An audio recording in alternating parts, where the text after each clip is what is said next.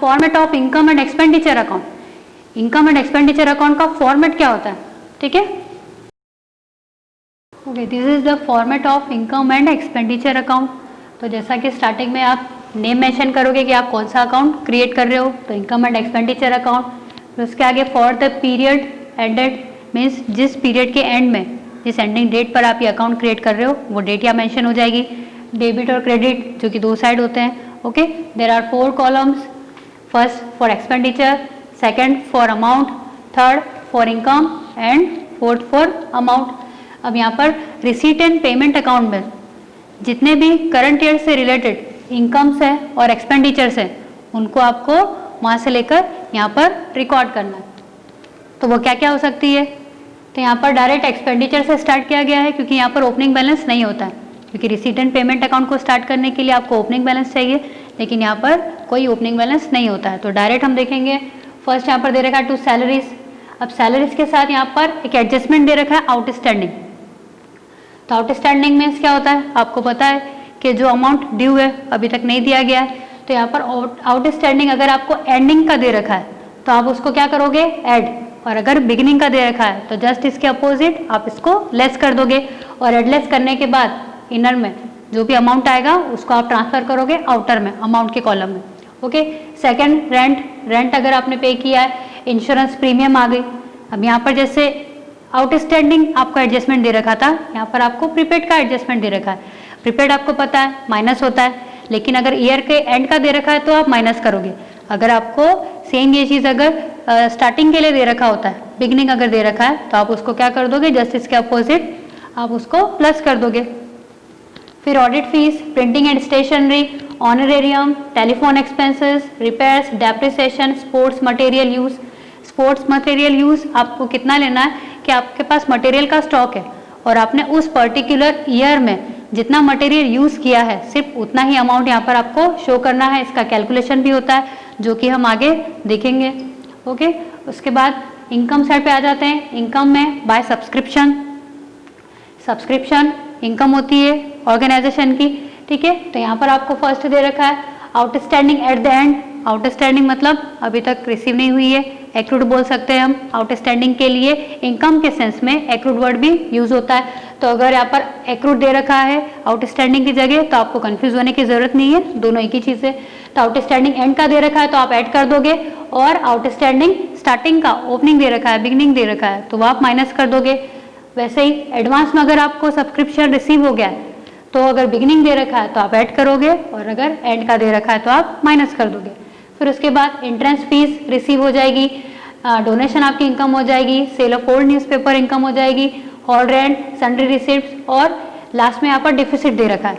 वैसे यहाँ पर सरप्लस दे रखा है, मीन्स सपोज कि आपकी इनकम का आपने टोटल लगाया और इनकम से ज़्यादा आपके एक्सपेंडिचर्स हो जाते हैं तो क्या हो गया, इनकम आपके पास कम है, एक्सपेंडिचर आपके ज़्यादा है, तो ऐसी कंडीशन में ऑर्गेनाइजेशन को क्या हो रहा है, लॉस हो रहा है, तो वो बैलेंस क्या हो जाएगा आपका, डिफिसिट। वैसे ही अगर मान लो कि आपके इनकम ज़्यादा है और एक्सपेंडिचर कम है तो इनकम अभी भी आपके पास पैसा है तो आपके लिए क्या हो जाएगा, पॉजिटिव बैलेंस, जो कि आपके लिए हो जाएगा surplus. Okay, come to the next point. अब सम इम्पॉर्टेंट टर्म्स, यहाँ पर कुछ ऐसे टर्म्स आते हैं जो कि हो सकता है कि आपको कंफ्यूज कर सकते हैं, तो वो टर्म्स क्या होंगे हम वन बाय वन देखेंगे यहाँ पर। So our first term is capital expenditures, ठीक है। एक्सपेंडिचर्स का मीनिंग क्या होता है कि किसी भी चीज़ के लिए आपने पैसा खर्च किया या आपने मनी पे कर दी है, लेकिन आने वाले टाइम में आपको उसका बेनिफिट कुछ ना कुछ ज़रूर मिलेगा, तो उसको बोलते हैं एक्सपेंडिचर। तो एक्सपेंडिचर्स टू टाइप्स के होते हैं, एक होता है कैपिटल एक्सपेंडिचर और एक होता है रेवेन्यू एक्सपेंडिचर। फर्स्ट हम देखेंगे कि कैपिटल एक्सपेंडिचर क्या होता है। तो it is an expenditure which benefits the organisations for more than one accounting period.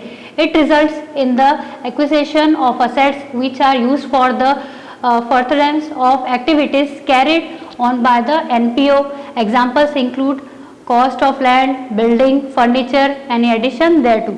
Means capital expenditures क्या होते हैं, ऐसे सारे expenditures जो कि आपके लिए asset create करते हैं, ठीक है, वो सारे expenditures आपके capital expenditure हो जाएंगे। अब एक्सपेंडिचर आपके लिए एसेट कैसे क्रिएट करेंगे, इसके लिए हम एक एग्जांपल लेते हैं। सपोज के मुझे एक बिल्डिंग बनानी थी, बिल्डिंग बनाने के लिए मैंने पे किया, ठीक है। तो यहाँ पर मैंने मेरे पे करने से, इस एक्सपेंडिचर के लिए मैंने जो पे किया है, तो मेरे इस पे करने से बिल्डिंग बनकर खड़ी हो जाती है। तो यहाँ पर क्या हुआ कि एक्सपेंडिचर तो हुआ, साथ ही साथ बिल्डिंग असेट क्रिएट हो गई। तो ऐसे सारे एक्सपेंडिचर्स जो कि आपके लिए असेट को बना दे, असेट को बढ़ा दे, मीन्स इंक्रीज कर दे, या उसको अपग्रेड कर दे, या एक्वायरिंग करने में मदद करे, वो सारे एक्सपेंडिचर आपके कैपिटल एक्सपेंडिचर्स होते हैं, ठीक है। अब यहाँ पर दो वर्ड एक न्यू आया है, एक अपग्रेडिंग क्या होता है और एक एक्वायरिंग क्या होता है। तो मैंने कोई नई असेट परचेस करी, नई मशीन मैंने परचेस करी, ठीक है, तो ये न्यू असेट जो परचेस हुई इसको बोलेंगे एक्वायरिंग। और अपग्रेडिंग क्या हो जाएगा कि आपको लगता है कि आपने जो असेट परचेस करी है वो इतने टाइम तक आप उसको यूज़ करोगे, वो इतने टाइम तक आपको सर्विसेज देगी, ठीक है। अब आप चाहते हो कि नहीं, आप कुछ ऐसा करो कि जिससे वो लिमिटेड टाइम से ज़्यादा टाइम तक आप उसको यूज़ कर सको, या वो अपनी सर्विसेज आपको दे सके। जैसे कि मैं आपको एक एग्जांपल देती हूँ, आप बाइक परचेस करते हो, बाइक आपने परचेस कर ली, तो न्यू बाइक आपने परचेस करी है, ये क्या हो जाएगा, एक्वायरिंग। अब अपग्रेडिंग क्या होगा कि आपको लगता है कि इस बाइक को आप 10 ईयर तक यूज़ कर सकते हो, ठीक है, लेकिन बीच में हो सकता है एक्सीडेंट हो जाए, या और भी कुछ डैमेजेस बाई चांस कभी हो जाते हैं। तो उसके लिए आप क्या करते हो, जिस दिन आप बाइक परचेस करते हो उसी टाइम आप एसेसरीज भी उसमें लगवा लेते हो। एसेसरीज क्यों लगवा लेते हो, ताकि इन फ्यूचर कभी भी कुछ प्रॉब्लम हो तो आपकी बाइक को डैमेज ना हो, ठीक है। तो उससे क्या हो जाता है, ये एसेसरी लग जाने से आपकी बाइक की जो लाइफ है वो आगे बढ़ जाती है, आप उसको और ज़्यादा टाइम तक यूज़ कर सकते हो। तो इस चीज़ को क्या बोलेंगे, अपग्रेडिंग। तो ये था आपका capital expenditure. Okay, second is revenue expenditure. तो एक्सपेंडिचर की जो दूसरी कैटेगरी है वो रेवेन्यू एक्सपेंडिचर। रेवेन्यू एक्सपेंडिचर्स क्या होते हैं, It is an expenditure the benefits of which expire within the accounting period. In case of an NPO, such expenditures mean expenditures incurred for social or charitable activities carried on by the NPO. Examples include materials used, rent, insurance, salaries, electricity, honorarium paid, etc. Okay, तो अब revenue expenditures क्या होंगे, तो ऐसे expenditures जो कि आपके लिए असेट तो क्रिएट नहीं करते, लेकिन फिर भी आपके बिजनेस की या ऑर्गेनाइजेशंस की एक्टिविटी को रन करने के लिए, आपके ऑर्गेनाइजेशन को रन करने के लिए बहुत इंपॉर्टेंट होते हैं। जैसे सैलरी पे करना, रेंट पे करना, इलेक्ट्रिसिटी का बिल पे करना, ये आपके बिजनेस को रन करने के लिए बहुत ज़रूरी है। तो ऐसे एक्सपेंडिचर्स जो कि आपके बिजनेस की या ऑर्गेनाइजेशन की एबिलिटी को इंक्रीज कर दें, वो सारे के सारे एक्सपेंडिचर्स आपके रेवेन्यू एक्सपेंडिचर्स होंगे। या ऐसे एक्सपेंडिचर्स जो आपकी असेट को बनाने में तो नहीं, लेकिन उसको मेंटेन करने में हेल्पफुल होते हैं।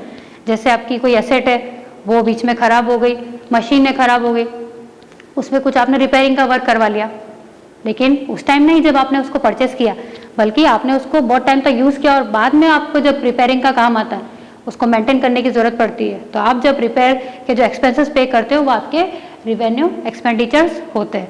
एक चीज़ और है कि ये जो कैपिटल एक्सपेंडिचर्स है ये नॉन रिकरिंग नेचर के होते हैं, और जो रिवेन्यू एक्सपेंडिचर है वो रिकरिंग नेचर के होते हैं। नॉन रिकरिंग और रिकरिंग का मतलब क्या हो गया, नॉन रिकरिंग मीन्स जो कभी कभार होते हैं, मीन्स असेट आप रोज परचेस करते हो क्या, नहीं, है ना, असेट आप रोज परचेस भी नहीं करते हो, और साथ ही साथ आप उसको अपग्रेड भी बार बार नहीं करते हो, ठीक है। तो कुछ एक्सपेंसेस ऐसे होते हैं जो बार बार नहीं होते हैं, वन टाइम ही होते हैं या कभी कभार होते हैं, वो आपके कैपिटल एक्सपेंडिचर्स होते हैं। और इन एक्सपेंडिचर्स का बेनिफिट आपको वन अकाउंटिंग पीरियड से ज़्यादा टाइम तक आपको उसका बेनिफिट मिलता है। मतलब ये जो एक्सपेंडिचर है, जैसे सपोज कि आपने असेट बना ली, असेट पे किया असेट के लिए, तो ये जो असेट है ये आपको 1 साल तक के लिए ही आपको बेनिफिट नहीं देगी, ये आने वाले बहुत सारे टाइम तक, बहुत सारे सालों तक आपको ये एडवांटेज देगी, ठीक है। और जो रेवेन्यू एक्सपेंडिचर होते हैं ये रेवेन्यू एक तरीके से रिकरिंग नेचर के होते हैं, मीन्स ये बार बार होते रहते हैं, और इनका जो बेनिफिट है वो अकाउंटिंग, एक ही अकाउंटिंग ईयर में इसका बेनिफिट आपको मिलता है। मतलब इस ईयर आपने सैलरी पे करी है तो नेक्स्ट ईयर फिर से आपको सैलरी पे करना है, तो ये रिकरिंग नेचर के होते हैं। ओके, अब एक्सपेंडिचर के बाद कैपिटल रिसिप्ट्स।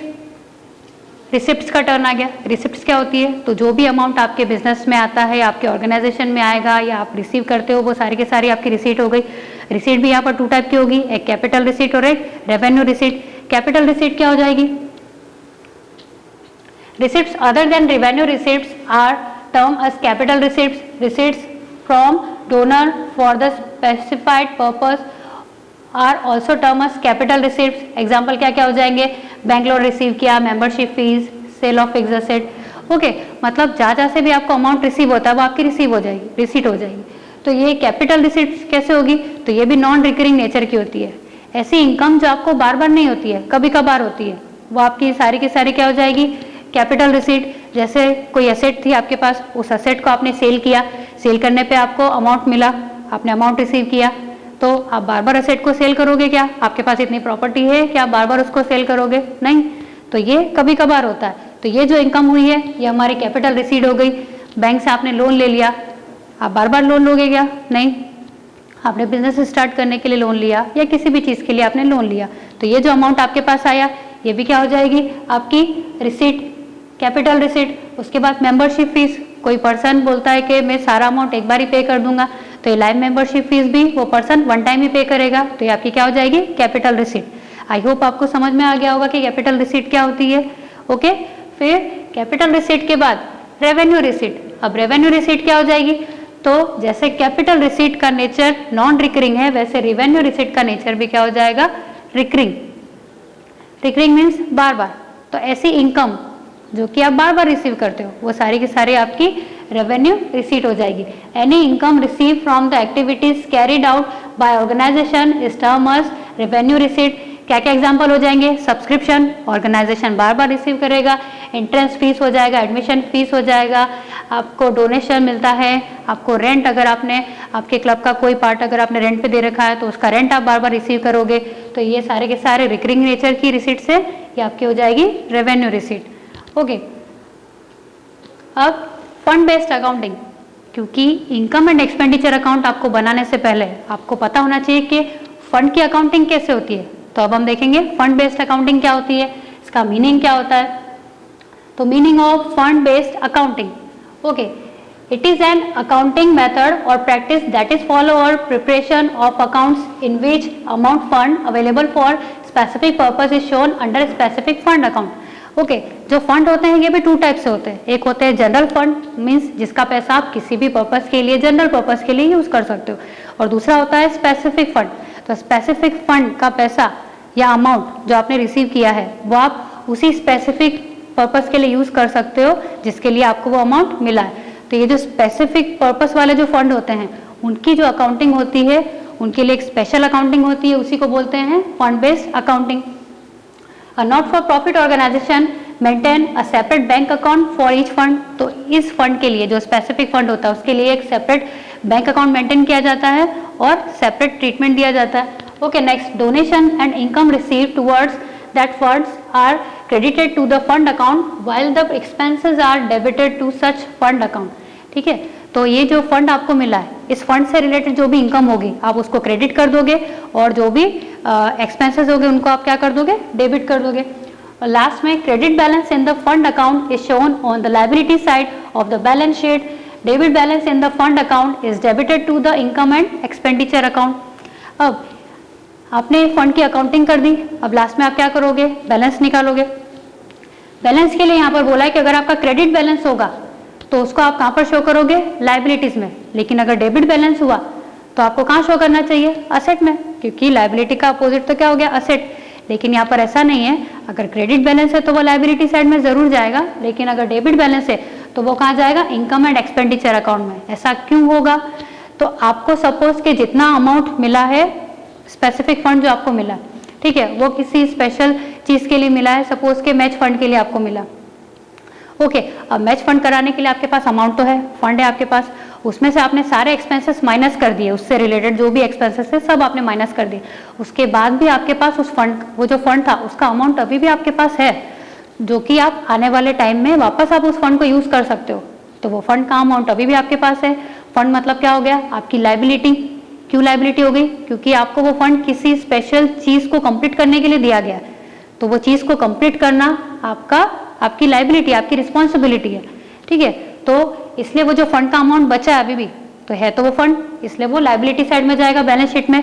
लेकिन अगर आपके पास फंड का जो अमाउंट है उसमें से आपने एक्सपेंसेस पे कर दिए, लेकिन उसके बाद भी आपके एक्सपेंसेस अभी भी बचे हैं और आपके पास फंड खत्म हो गया, तो फंड के पैसे से आप जितने एक्सपेंसेस कवर कर सकते थे वो तो आपने कवर कर लिए, लेकिन अब जो अमाउंट बचा है वो अमाउंट किस चीज का बचा है? एक्सपेंसेस, और बाकी है अभी, और फंड चाहिए आपको। तो ये फंड अभी आपके पास नहीं है, तो आप उस टाइम तक के लिए क्या करोगे? उस एक्सपेंसेस को, उन एक्सपेंडिचर को इनकम एक्सपेंडिचर में, एक्सपेंडिचर साइड में आप शो कर दोगे। ओके। अब types of funds in case of an NPO, not for profit organisation के लिए फंड कौन कौन से होते हैं, फंड के टाइप्स क्या होते हैं? फर्स्ट आपको दे रखे हैं यहाँ पे अनरिस्ट्रिक्टेड फंड और जनरल फंड, ठीक है। ये क्या होते हैं? तो this funds are used to carry out general operations of a business. These funds do not carry any restriction with respect to its use. In simple words, management can use the amount as it deems appropriate, but to carry out purpose for which the organization exists. Okay. और ये जो fund होता है उसको क्या करते हैं हम? सरप्लस और डेफिसिट को ऐड करते हैं, एडलेस करते हैं, कहाँ पर? कैपिटल फंड में।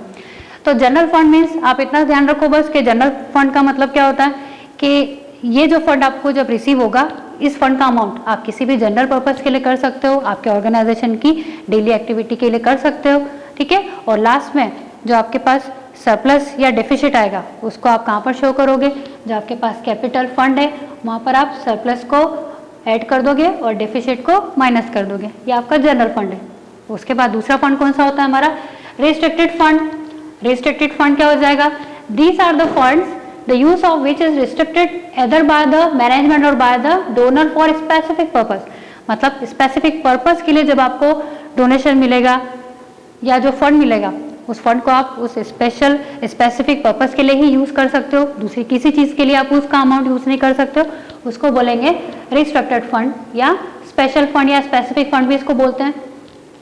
जैसे इंडोमेंट फंड हो गया, एन्युटी फंड हो गया, लोन फंड हो गया, इनके बारे में हम आगे पढ़ेंगे।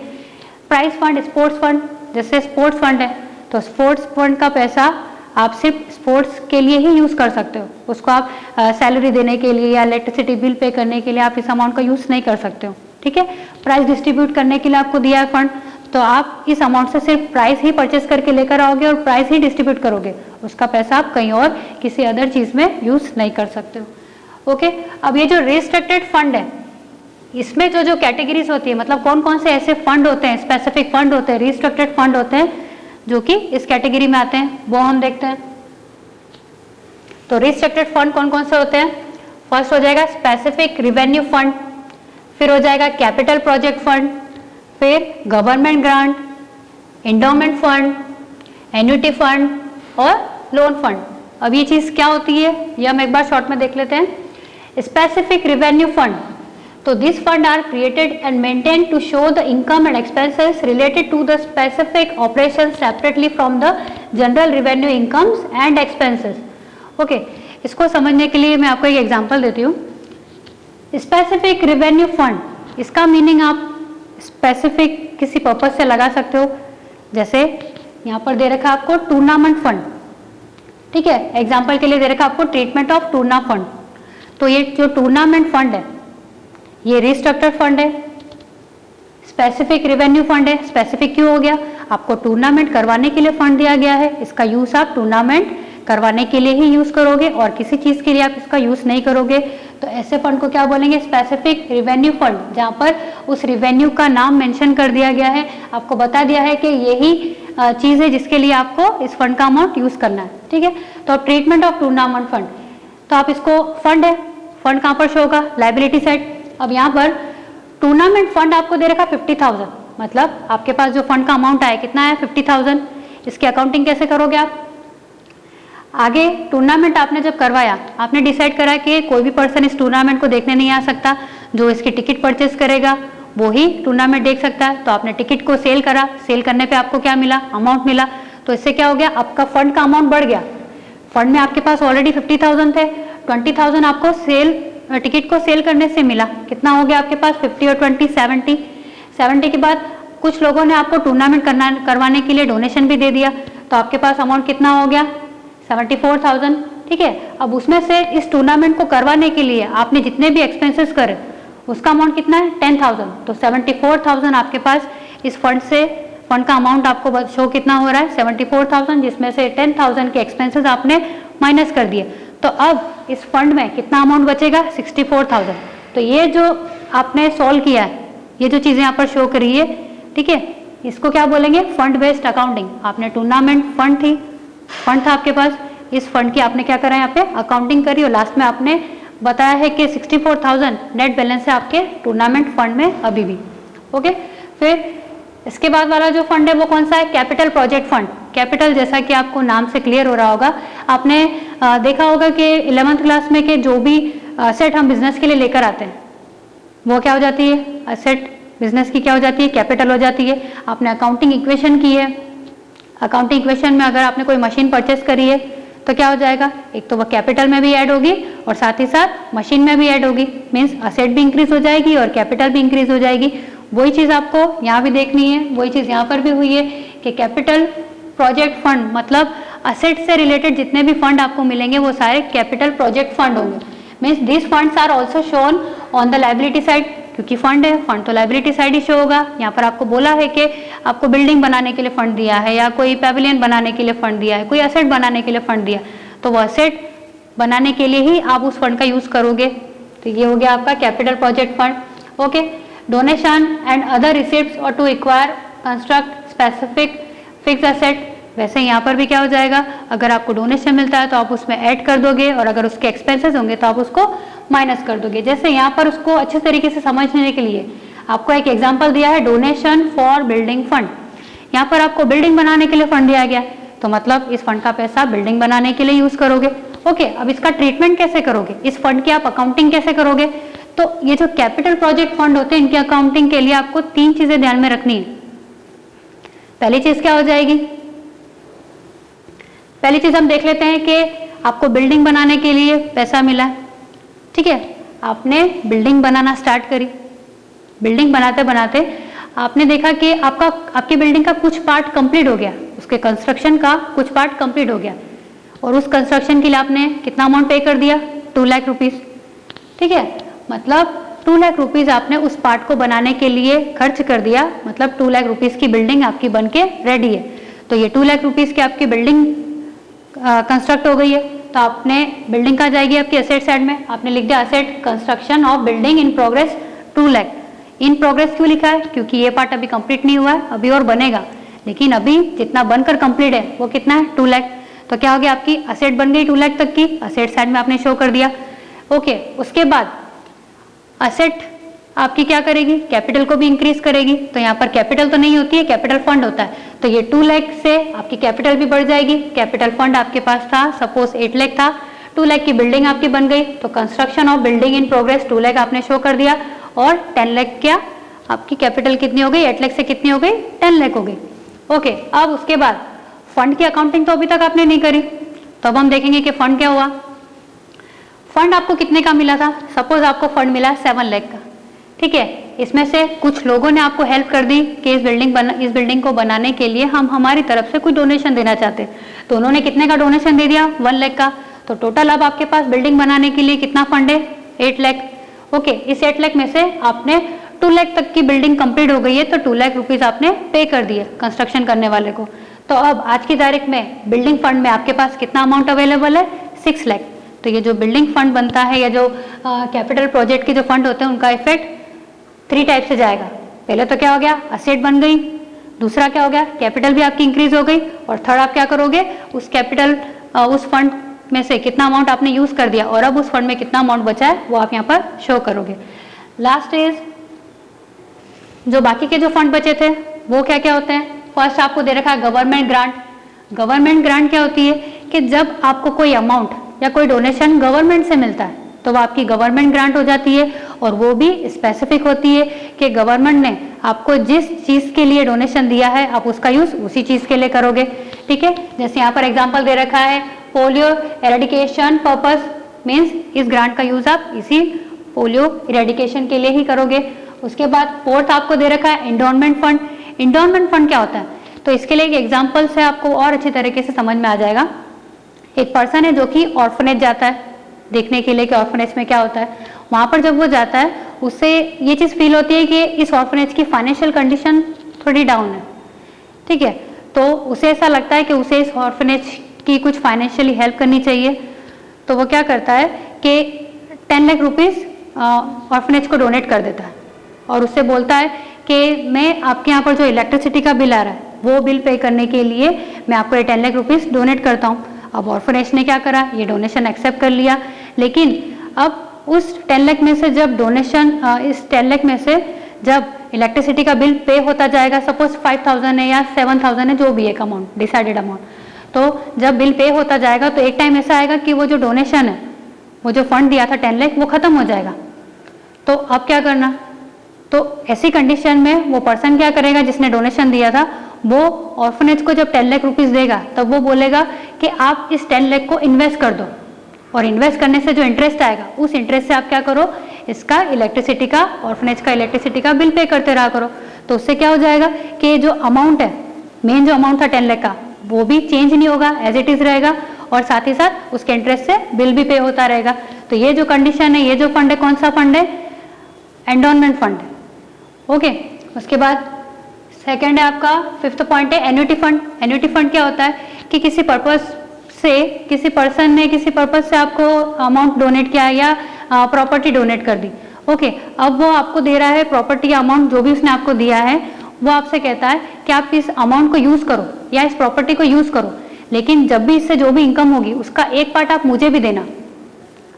तो ये जो प्रोसेस होती है, इस पर्पस से जो अमाउंट डोनेट किया जाता है या जो फंड दिया जाता है, वो फंड क्या कहलाता है, एन्युटी फंड। मतलब एक डिसाइडेड अमाउंट की इनकम उस पर्सन को भी होगी जिसने फंड दिया है। ओके, और अगर फ्यूचर में उस पर्सन की डेथ हो जाती है तो वो जो फंड है वो पूरा के पूरा अमाउंट किसका हो जाएगा, ऑर्गेनाइजेशन का हो जाता है। ठीक है, लास्ट है लोन फंड। ये लोन फंड एक तरीके से अपनी अर्निंग करने के लिए या प्रॉफिट अर्न करने के लिए नहीं दिया जाता है। एक तरीके से ऑर्गेनाइजेशन अपने पास एक फंड रखती है, लोन फंड बोलते हैं उसको, कि जिससे जिस पर्सन को उस फंड की ज़रूरत है वो उस फंड में से, लोन फंड में से कुछ अमाउंट ले ले और उसको यूज़ करे। जैसे यहाँ पर दे रखा है कि it purpose is not to earn profit but to assist the person who is need. जिस पर्सन को ज़रूरत है वो पर्सन इस ऑर्गेनाइजेशन से अपने पर्पस के लिए लोन ले सकता है। For example education loan to the student, higher study, जैसे किसी स्टूडेंट को अगर हायर स्टडी के लिए अमाउंट की ज़रूरत है तो वो इस ऑर्गेनाइजेशन के लोन फंड में से लोन ले सकती है। तो ये थे आपके फंड बेस्ड अकाउंटिंग। इनकी अकाउंटिंग किस तरीके से होती है वो भी हम आगे सम करेंगे तो आपको और अच्छे से पता चल जाएगा। ओके, इस वीडियो में आज तक के लिए बस इतना ही। इसके आगे की स्टडी हम नेक्स्ट वीडियो में कंटिन्यू करेंगे। Okay, thank you.